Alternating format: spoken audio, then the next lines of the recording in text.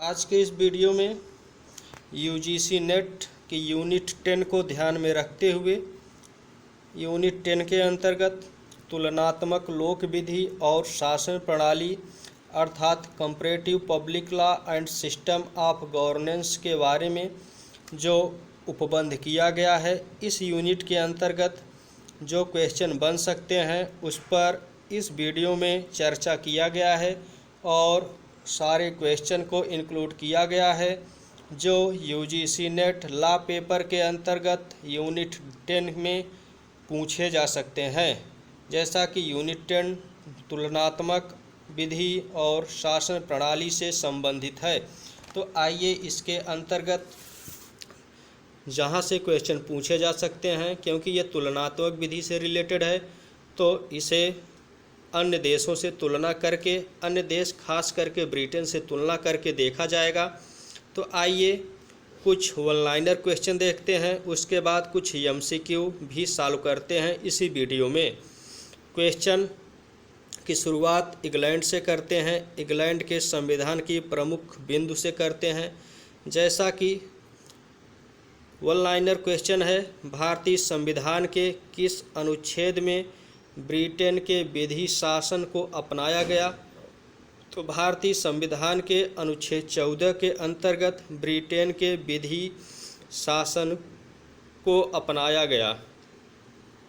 Question number 2 है, विधि की शुष्क अस्थियों पर अभिसमय मानव मांस रूपी आवरण है, यह किसने कहा?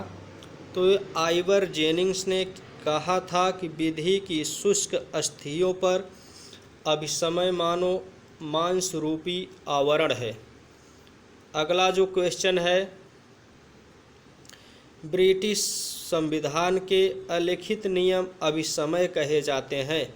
जैसा कि आप जानते हैं, ब्रिटिश का संविधान अलिखित संविधान है, वहाँ का संविधान रूढ़ियों प्रथाओं पर चलता है। तो यह कथन किस विद्वान द्वारा कहा गया? तो यह कथन आइवर जेनिंग्स के द्वारा कहा गया। अगला जो क्वेश्चन है, ब्रिटिश अभिसमय संवैधानिक परंपराएं हैं। ब्रिटिश संविधान के अनेक स्रोत में न केवल एक वरन सबसे अधिक महत्व का स्रोत है, ब्रिटिश संविधान अभिसमयों पर आधारित है। संविधान भी कहा जाता है, यह किसका कथन है? तो अभिसमय का तात्पर्य होता है रूढ़ियाँ प्रथा। तो करें कि यह संविधान भी कहा जाता है, यह विद्वान किसने कहा यह कथन? तो यह एंसन के द्वारा कहा गया।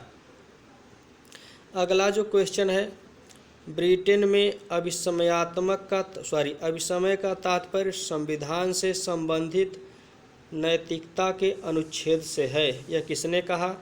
यह प्रोफेसर डायसी ने कहा।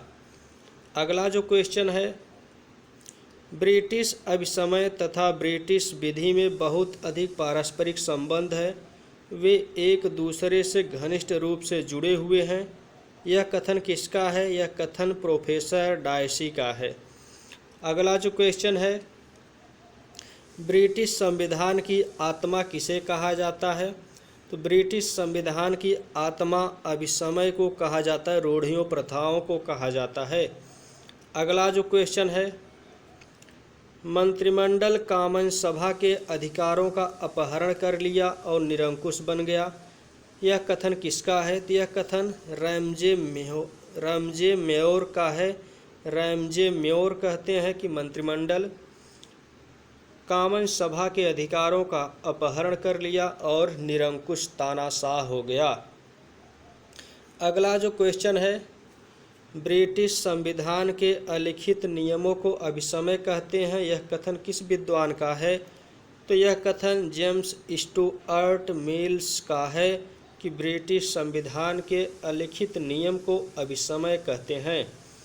अगला जो क्वेश्चन है, ब्रिटिश अभिसमय संवैधानिक अभिसमय है, यह किसने कहा? तो प्रोफेसर एवी डायसी के द्वारा कहा गया कि ब्रिटिश अभिसमय संवैधानिक अभिसमय है।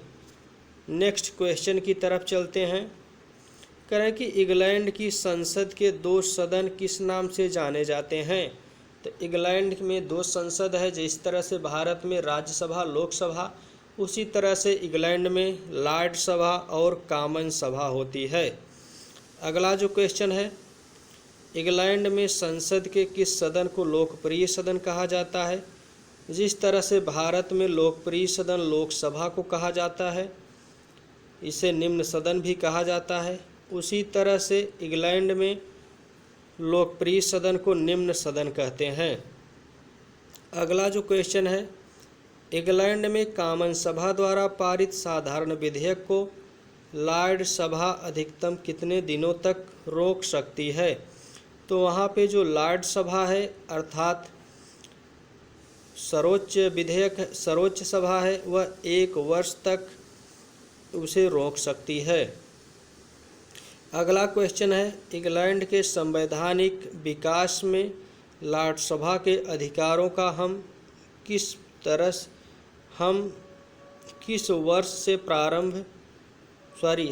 किस वर्ष से प्रारंभ किया गया? 1911 से। क्वेश्चन नंबर नेक्स्ट है, वास्तविकता में मंत्रिपरिषद के निर्माण में इंग्लैंड के प्रधानमंत्री को जो ताकत मिली है, उसकी उतनी ताकत दुनिया के कुछ एक तानाशाहों को मिली। यह कथन किसका है? लॉर्ड एमरी का है। अगला क्वेश्चन है, ब्रिटिश प्रधानमंत्री देश और सरकार दोनों के भाग्य को निर्मित करता है। यह किसका कथन है? यह ग्रीव्स का कथन है। ग्रीव्स महोदय कहते हैं कि ब्रिटेन का प्रधानमंत्री देश और सरकार दोनों के भाग्य को तय करता है, निर्मित करता है। अगला जो क्वेश्चन है, क्वेश्चन नेक्स्ट है कि ब्रिटिश प्रधानमंत्री मंत्रिमंडल के निर्माण, जीवन और मृत्यु में केंद्रीय स्थान रखता है। यह किसका कथन है? यह लास्की महोदय का कथन है। लास्की महोदय कहते हैं कि ब्रिटिश प्रधानमंत्री मंत्रिमंडल के निर्माण, जीवन और मृत्यु में केंद्रीय स्थान रखता है। अगला जो क्वेश्चन है, ब्रिटिश प्रधानमंत्री का पद वैसे ही हो जाता है जैसे कि उस पद पर अधिकारी उसको निर्मित करना चाहता है। यह किसका कथन है? यह कथन लॉर्ड एस्क्विथ का है। अगला जो क्वेश्चन है, ब्रिटिश प्रधानमंत्री की मंत्रियों की नियुक्ति एवं विभागों के वितरण में पूरी स्वतंत्रता है। यह किसका कथन है? यह लॉर्ड एमरी का कथन है। अगला जो क्वेश्चन है, ब्रिटिश प्रधानमंत्री तारों के मध्य में एक छोटा सा चंद्रमा ही नहीं बल्कि वह एक सूरज की तरह है जिसके चारों ओर दूसरे ग्रह चक्कर लगाते हैं। यह किस विद्वान ने कहा? तो यह आइवर जेनिंग्स ने कहा। किसने कहा? आइवर जेनिंग्स महोदय ने कहा। अगला जो क्वेश्चन है, ब्रिटिश प्रधानमंत्री के इतने ताकतवर होने के बावजूद भी वह तानाशाह नहीं बना, क्योंकि वह निर्वाचकों के प्रति उत्तरदायी होता है। किसी भी समय उसके प्रतिद्वंदी उसकी जगह पर काबिज हो सकते हैं। यह कथन किसका है? यह कथन हाइनर का है। अगला जो क्वेश्चन है, इंग्लैंड में कॉमन सभा द्वारा पारित धन विधेयक को लॉर्ड सभा कितने दिनों तक रोक सकती है? तो 1 माह तक। जैसा कि भारत के अंतर्गत लोकसभा के द्वारा, निम्न सदन के द्वारा अगर धन विधेयक पारित किया जाता है तो जिसे लॉर्ड सभा अर्थात राज्यसभा मात्र 14 दिन तक रोक सकती है, लेकिन ब्रिटेन में लॉर्ड सभा उसे 1 महीने तक रोक सकती है। अगला जो क्वेश्चन है, व्यक्तिगत अधिकारों की रक्षा के लिए कौन सी रीट जारी की जाती है? तो व्यक्तिगत अधिकारों के लिए हैबियस कॉर्पस अर्थात बंदी प्रत्यक्षीकरण। क्वेश्चन नंबर नेक्स्ट है, सार्वभौमिक मानवाधिकारों की घोषणा को संयुक्त राष्ट्र महासभा द्वारा किस वर्ष में अंगीकृत किया गया? यह 1966 में अंगीकृत किया गया। क्वेश्चन नंबर नेक्स्ट है कि अभिसमय ब्रिटिश अल्पसंख्यक वर्ग के हितों की रक्षा करती है। यह कथन किस विद्वान का है? तो प्रोफेसर केसी व्हीयर कहते हैं कि अभिसमय ब्रिटिश अल्पसंख्यक वर्ग के हितों की रक्षा करती है। अगला जो क्वेश्चन है कि ब्रिटिश प्रधानमंत्री मंत्रिमंडल के निर्माण में जीवन और मृत्यु में केंद्रीय स्थान रखता है। यह किसका कथन है? यह प्रोफेसर लास्की महोदय का कथन है। क्वेश्चन नंबर नेक्स्ट है, ब्रिटेन का प्रधानमंत्री विश्व के अधिकतम शक्तिशाली निर्वाचित पदाधिकारियों में से एक है। यह किसने कहा? यह रैमजे म्योर ने कहा कि ब्रिटेन का जो प्रधानमंत्री होता है, पीएम होता है, वह अधिकतम शक्तिशाली निर्वाचित पदाधिकारियों में से एक होता है। क्वेश्चन नंबर अगला है कि ब्रिटिश प्रधानमंत्री मंत्रिमंडलीय प्रणाली में लचीलेपन की वजह से राष्ट्रीय संकट के समय किसी तानाशाह से कम नहीं होता। यह किसका कथन है? यह कथन मार्शल माले का है। क्वेश्चन नंबर नेक्स्ट है, प्रशासनिक विधि के उत्पत्ति एवं विकास का वर्णन करने वाला कौन सा प्रसिद्ध वाद है? तो जो प्रशासनिक विधि के उत्पत्ति एवं विधि का विकास का वर्णन करने वाला जो प्रसिद्ध वाद है वह है रीज बनाम कॉल्डविन। रीज बनाम कॉल्डविन। अगला जो क्वेश्चन है, विधिक दृष्टिकोण के में संसद की भौमिकता हमारी राजनैतिक राज्य व्यवस्था की या व्यवस्था की प्रमुख विशेषता है। यह किसने कहा? प्रोफेसर डायसी ने कहा।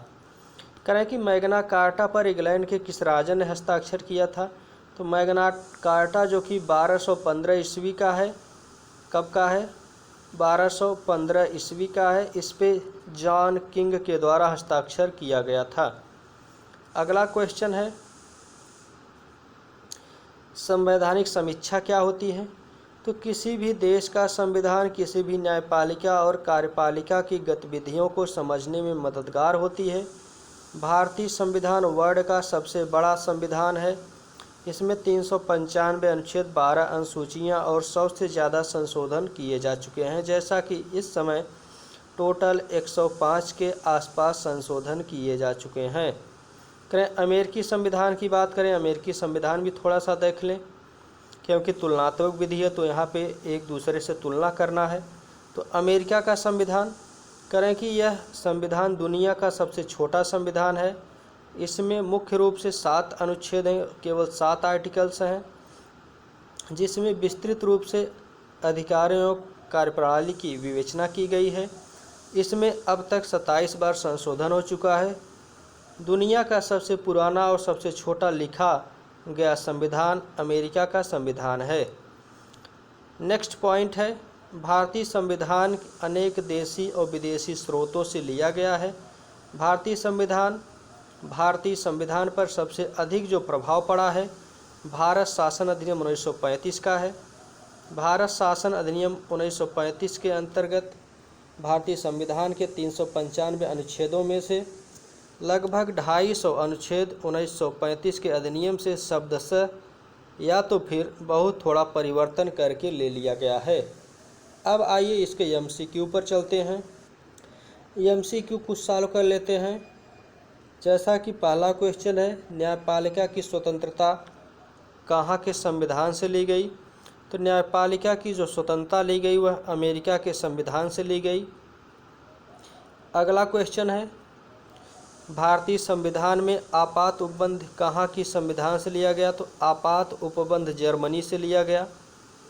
अगला क्वेश्चन है, ड्राइट एडमिनिस्ट्रेटिव किस देश की विधिक व्यवस्था को कहा जाता है? तो फ्रांस की विधिक व्यवस्था को कहा जाता है।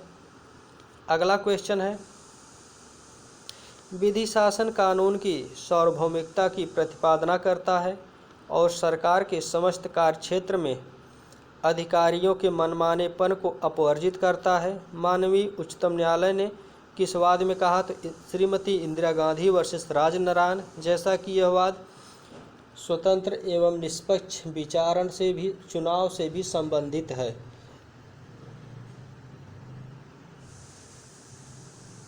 क्वेश्चन नंबर नेक्स्ट देखते हैं। अगला क्वेश्चन है, शक्ति पृथक्करण का सिद्धांत उल्लेख किया गया जिसका नाम है the spirit of the laws. Montesquieu ने शक्ति पृथक्करण का सिद्धांत 1848 में अपनी पुस्तक the spirit of the laws में इसका प्रावधान किया है। अगला जो क्वेश्चन है, करें कि राज्य न्यायपालिका को कार्यपालिका से पृथक करने का प्रयास करता है। यह भारतीय संविधान में इसका वर्णन कहाँ दर्शित किया गया है? तो इसका वर्णन जो दर्शित किया गया है नीति निर्देशक सिद्धांतों के अंतर्गत है। अगला क्वेश्चन है, विधि शासन का सिद्धांत निम्नलिखित में से किसके द्वारा प्रसारित किया गया? तो विधि शासन का सिद्धांत प्रोफेसर डायसी के द्वारा। अगला जो क्वेश्चन है, पृथक्करणिता का सिद्धांत यह मॉन्टेस्क्यू के द्वारा इनकी पुस्तक में 1848 के अंतर्गत स्पिरिट ऑफ लॉ के अंतर्गत 1848 के अंतर्गत प्रकाशित की गई, जैसा कि इनकी पुस्तक है the spirit of the law. अगला जो क्वेश्चन है, ओम्बुड्समैन संस्था को किसने अपनाया सर्वप्रथम? तो ओम्बुड्समैन की जो शुरुआत होती है सर्वप्रथम 1809 में स्वीडन के अंतर्गत होती है। सबसे पहले कहाँ होती है? स्वीडन के अंतर्गत 1809 में होती है। क्वेश्चन नंबर नेक्स्ट है, उत्तर प्रदेश लोकायुक्त और उप लोकायुक्त अधिनियम कब पारित किया गया? तो उत्तर प्रदेश के अंतर्गत लोकायुक्त और उप लोकायुक्त अधिनियम 1975 के अंतर्गत पारित किया गया। अगला क्वेश्चन है, वह राज्य जिसने लोकायुक्त अधिनियम सर्वप्रथम पारित किया तो वह राज्य उड़ीसा है। अगला क्वेश्चन है, भारतीय संविधान का अनुच्छेद 299 के अनुसार संघ और राज्य के साथ या के द्वारा की गई संविदाओं में निम्नलिखित शर्तों की पूर्ति अवश्य की जानी चाहिए। तो संविदा लिखित या राष्ट्रपति या राज्यपाल द्वारा किए गए रूप में अभिव्यक्त होनी चाहिए। संविदा राष्ट्रपति या राज्यपाल द्वारा प्राधिकृत होनी चाहिए। संविदा राष्ट्रपति या राज्यपाल के नाम से अभिव्यक्त होनी चाहिए। उपरोक्त सभी। क्वेश्चन नंबर अंतिम है, प्रशासनिक विधि निम्नलिखित में से किसकी शक्तियों को नियंत्रित करती है? तो प्रशासनिक विधि प्रशासनिक अधिकारियों की शक्तियों को नियंत्रित करती है। इस तरह से लोक प्रशासन और तुलनात्मक विधि के अंतर्गत वन लाइनर और कुछ ऑब्जेक्टिव क्वेश्चंस को इस वीडियो के अंतर्गत डिस्कस किया गया, जो यूजीसी नेट यूनिट 10 के अंतर्गत इम्पॉर्टेंट हैं। तो आज के वीडियो में इतना ही, फिर मिलते हैं अन्य वीडियो में किसी अन्य चैप्टर के साथ। तब तक के लिए धन्यवाद।